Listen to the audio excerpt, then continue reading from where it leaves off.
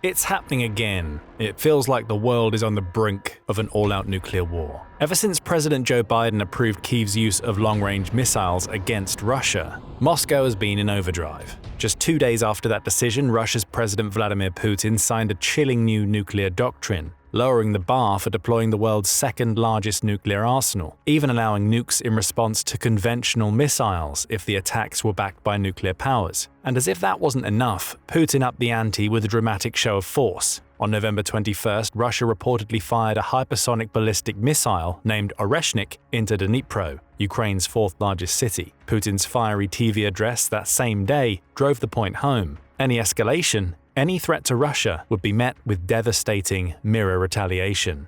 Of course, these words come as no surprise, as Russia has been brandishing its nuclear threats ever since invading Ukraine in 2022. But here's the reality. For all the threats and saber-rattling, Putin knows full well that using nuclear weapons would only spell Russia's own obliteration. This video explains why. To put it simply, Russia's nuclear arsenal is more bark than bite. And when stacked up against the combined capabilities of NATO and the US, it's far from the unstoppable force the Kremlin wants the world to fear. Let's look behind the smokescreen and see why Putin's threats don't hold up. According to the Arms Control Association, Russia holds roughly 46% of the total number of nuclear warheads in the world, with 5,580. That's only 1.5% less than the US, which owns 5,748 out of the 12,100 global nuclear warheads. On paper, it seems that Russia and the US are nearly equal in nuclear power. However, the numbers don't tell the full story. After all, prior to the invasion of Ukraine, Russia was widely believed to be the second most powerful military in the world, behind only the US. But the war in Ukraine showed a very different reality. Russia's military, despite its size, is riddled with inefficiencies, outdated equipment, and poor logistical support. The same issues plague the country's nuclear arsenal. Russia might have a substantial stockpile of nuclear warheads, but a closer look reveals that many of these weapons are old, aging relics from the Soviet era. And this isn't just some conspiracy theory. According to the Federation of American Scientists, at least 1,200 out of the 5,580 have already been retired. They're just waiting for the dismantlement. The warheads aren't the only things aging in Russia's nuclear arsenal. So is the supporting infrastructure. And that's not to mention a total lack of modern maintenance. But how is this possible? The nuclear program was once the pride and joy of the Soviet Union. How did they get here? The answer is simple: massive corruption. That's the main underlying issue that's plagued Russia's conventional military, causing Putin to miscalculate so badly in Ukraine. Russia has a long history of funds meant for vital military equipment being siphoned off, leaving only a facade of strength. Then again, even the Soviet Union is believed to have overstated its nuclear capabilities, even at the height of its powers. Credible reports suggest that this was done to force the US to overspend on countermeasures. Some of the nuclear missiles displayed during Soviet parades were rumored to be nothing more than empty shells being pulled around to create the illusion of an invincible arsenal. Now, with corruption running rampant through the ranks, Russia's nukes might not be as powerful as they appear, and this time the facade has been less voluntary. Take tritium as an example. Tritium is a radioactive isotope of hydrogen, and it's a key component in nuclear weapons. Tritium also must be replaced every 5 to 10 years, as the isotope continually decays in a warhead. Each tritium replacement costs between $30,000 to possibly $200,000. But given the average Russian lieutenant's pay of just under $11,000 a year, the temptation to pocket all that cash is rather high. This opens up a major vulnerability. The nuclear arsenal could be far more depleted than anyone admits, with critical parts like tritium improperly replaced. But the only way to check this is to fire or at least test the weapons, something Russia hasn't done in over 30 years. And 30 years is a long time for something as important as the nuclear arsenal not to be tested. But this isn't anything new for Russia. Even if you take the corruption out of the equation, Russia's nuclear arsenal is still plagued by systemic neglect. To maintain a nuclear arsenal at such a scale, the required infrastructure and expertise need to be constantly updated, and even the nuclear arsenal Russia inherited from the former Soviet Union was already poorly maintained. It certainly doesn't help that Russia has failed to modernize a significant portion of this nuclear arsenal, leaving it more or less reliant on weapons that were designed decades ago. It's like trying to fight a modern war with outdated Soviet tanks and expecting to win. Sounds familiar, right? But let's dig deeper. In 2021, the US spent around $50 billion just maintaining its nuclear arsenal. Russia, on the other hand, spent over $65 billion that same year. But that money wasn't spent on nuclear weapons alone. It was for the entire Russian military, including the army, navy, air force, research and development, logistics, and so on. That's right, Russia's entire military budget is almost equal to what the US spends on its nuclear arsenal. Even if you take more recent numbers into account, the disparity remains stark. The US's $850 billion defense budget request for fiscal year 2025 includes $69 billion for nuclear weapons operation, sustainment, and modernization. This is 22% higher than the fiscal year 2024 budget. Russia, on the other hand, is planning a record-breaking defense budget for 2025, setting aside as much as 1/3 of all government spending for military purposes. But even with the entirety of Russia's economy on a war footing, this budget is only about $126 billion.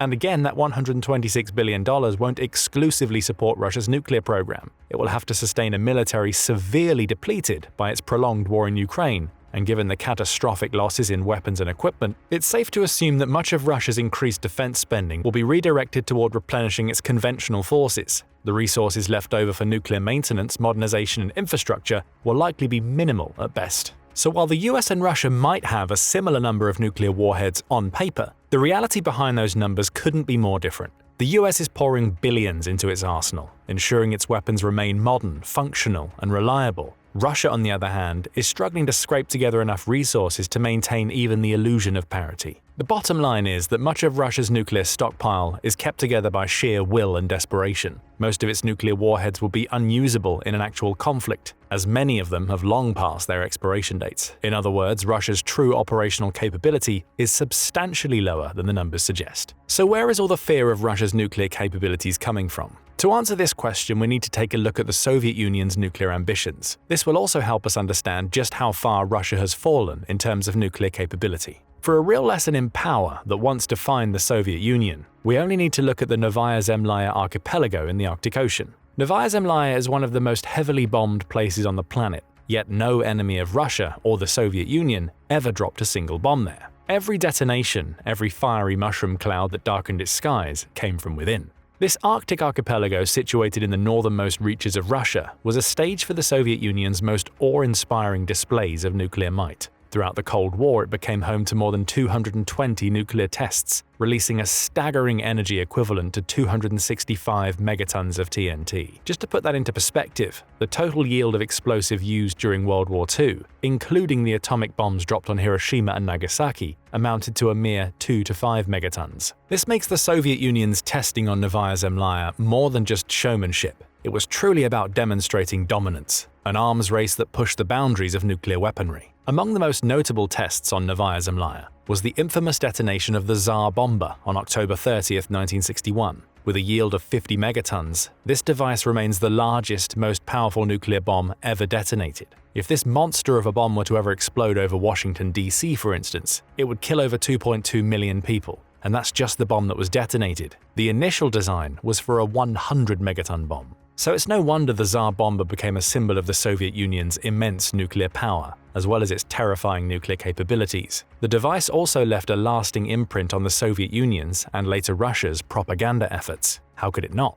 The bomb's mushroom cloud soared to a shocking height of 40 miles, far surpassing even the height of Mount Everest. The shockwave and blast radius caused destruction on an unprecedented scale. Wooden structures within a 100-mile radius were obliterated, and windows shattered up to 620 miles away. The thermal radiation from the bomb was so intense that it could have caused third-degree burns to any living being within a 62-mile radius. The explosion also generated seismic activity equivalent to a magnitude 5 earthquake, which was detected worldwide, even after the shockwave circled the Earth 3 times. In terms of sheer explosive power, the Tsar bomber was 1,570 times more powerful than the combined total of the bombs dropped on Hiroshima and Nagasaki, and 10 times more powerful than all the conventional weapons used during World War II combined. This fear-inducing demonstration played a part in heightening tensions during the Cold War, contributing to the sense of dread that characterized much of global geopolitics in the 20th century. But here's the thing, and with Russia there's always another thing. While no one can deny the sheer power and size of the Tsar bomber, this device is still pretty much useless as a weapon of war. You see, the bomb's massive size made it impossible to deliver via standard ballistic missile systems. Weighing 27 tons and measuring 26 feet in length, the bomb could only be carried by a specially modified Soviet Tu-95 bomber. If the same transport mode were to occur today, the bomber would be an easy target for enemy defenses. The plane carrying the Tsar bomber would be intercepted or shot down before it even reached enemy airspace.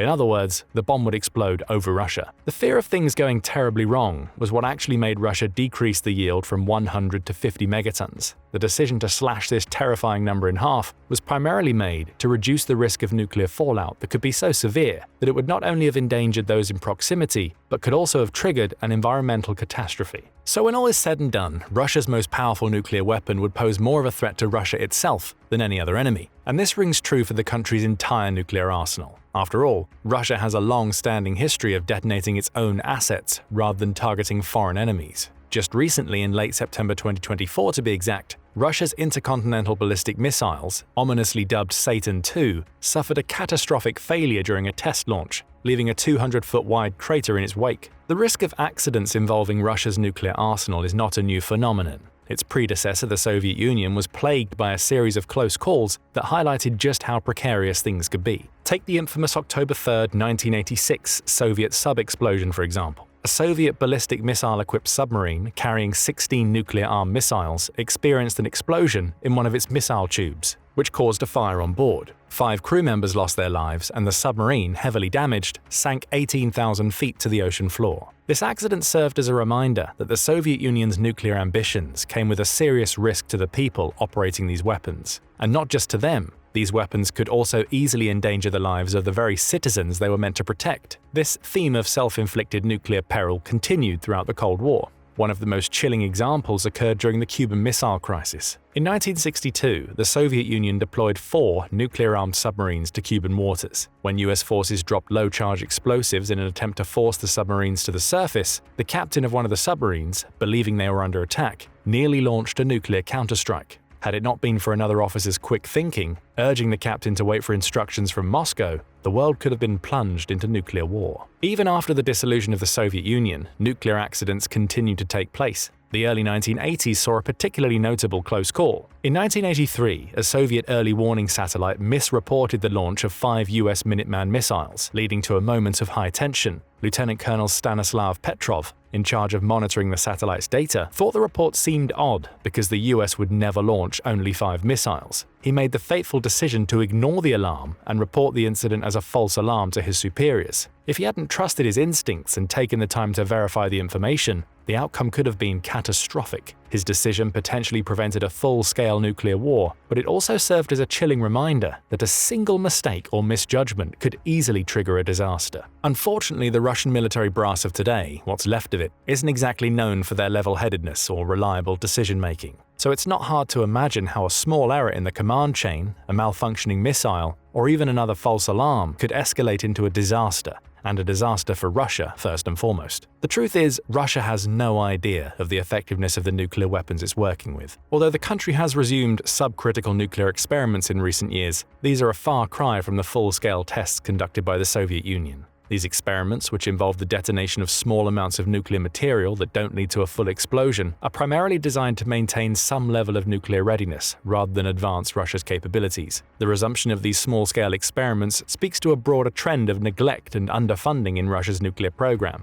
While Soviet engineers and scientists worked tirelessly to push the boundaries of nuclear technology, modern Russian authorities are more concerned with patching up aging systems rather than forging ahead into the future. That's why Russia is increasingly relying on smaller, tactical nuclear weapons. A well-rounded nuclear arsenal, one equipped with advanced long-range bombers, submarine-launched ballistic missiles, and massive intercontinental missiles, is nothing but a pipe dream. And for the Soviet Union, these game-changing weapons, capable of obliterating entire cities and reshaping geopolitics, were the ultimate goal. This shift in focus is quite telling. It reflects a nation more concerned with short-term military gains than long-term nuclear superiority. Even the language surrounding Russia's nuclear capabilities has shifted. During the Cold War, Soviet leaders proudly spoke of their nuclear might, using it as a primary tool of diplomacy. The perceived vastness and power of the Soviet arsenal were part of its identity on the world stage. Today, however, Russian officials often speak about nuclear weapons in a much more subdued manner, almost as an afterthought. Their threats of using nuclear weapons in Ukraine, for example, have been framed more as a way to ward off perceived existential threats, rather than as part of a coherent long-term strategy. The rhetoric surrounding Russia's nuclear capabilities has gone from boasting of supremacy to pleading for recognition. Since the invasion of Ukraine began, Putin has been using nuclear threats with a single goal: